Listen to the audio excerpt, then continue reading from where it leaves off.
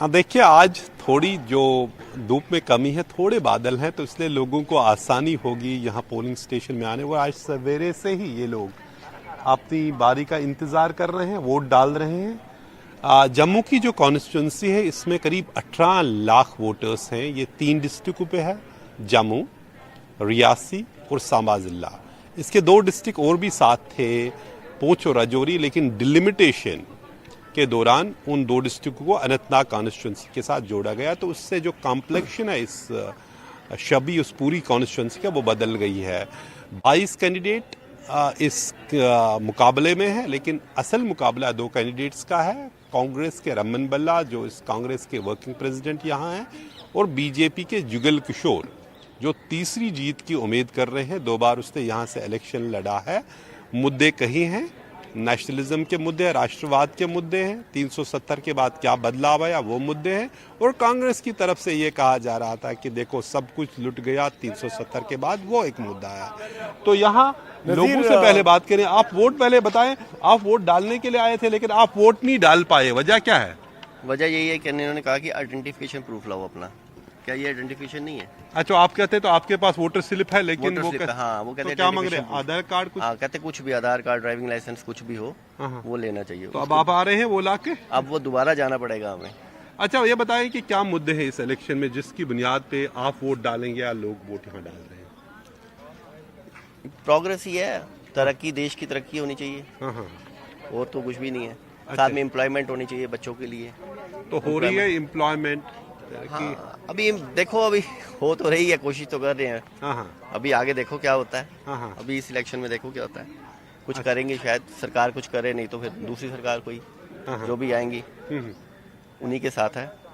तो जम्मू में 370 के बाद, हटाने के बाद ये पहला इलेक्शन है। कुछ मुद्दे डिफरेंट थे जो 2019 से हट के मुद्दे थे इस इलेक्शन में, या वैसे ही थे जैसे से पहले?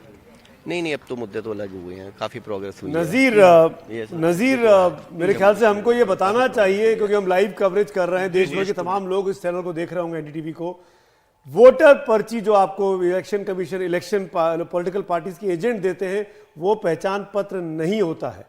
ये बहुत ज़रूरी है। पहचान पत्र वो होता है जिसमें आपकी तस्वीर, आपका नाम, आपका डेट ऑफ बर्थ, आपका एड्रेस एक साथ लिखा हो, और वो 3-4 चीज़ें हैं, जैसे पासपोर्ट हो सकता है, जैसे आधार कार्ड हो सकता है, जैसे आपका इलेक्शन आई कार्ड हो सकता है जिसको आप एपिक कार्ड बोलते हैं, आपका ड्राइविंग लाइसेंस हो सकता है, आपका राशन कार्ड हो सकता है।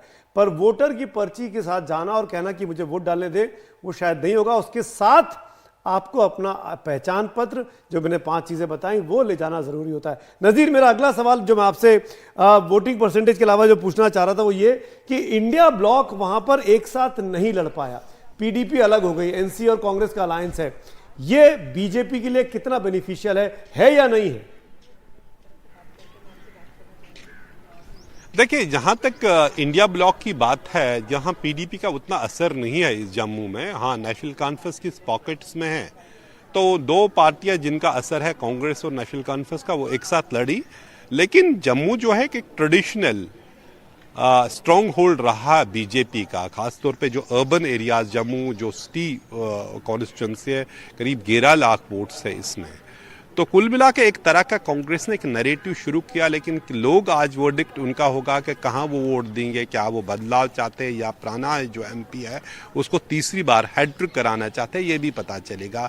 क्योंकि जो कहीं एक परिस्थितियाँ बदली हैं जम्मू कश्मीर में, एक तो जैसे मैंने बताया कि जो पूंछ राजौरी ज़िले हैं जो प्रिडोमिनेंटली मुस्लिम में जो एरियाज़ हैं, तो उनको जम्मू कॉन्स्टिट्यूंसी से अलग किया गया है डिलिमिटेशन के दौरान, उन्हें अनंतनाग कॉन्स्टिट्यूंसी को। और इसी दौरान मैं आपको ये भी बताऊँ, इलेक्शन कमीशन ने ये इससे थोड़ी हटके है, एक चिट्ठी लिखी है जम्मू कश्मीर प्रशासन को, ये बताया कि क्या अनंतनाग पार्लियामेंट्री कॉन्स्टिट्यूंसी जो 7 तारीख को वोट होने वाले था उसको डेफर किया जाएगा या नहीं, क्योंकि बीजेपी ने एक लेटर लिखी है, और भी कुछ गुट्ठों ने लेटर लिखे है इलेक्शन कमीशन को कि कुछ एक्सेसिबिलिटी इशू है, रोड के इशू है, मौसम के इशू है, इसलिए उस पोलिंग को रिशेड्यूल किया जाए, उसको डेफर किया जाए। एक अलग बात है इससे, लेकिन इस वक्त जो यहाँ पोलिंग जारी है और सवेरे से ही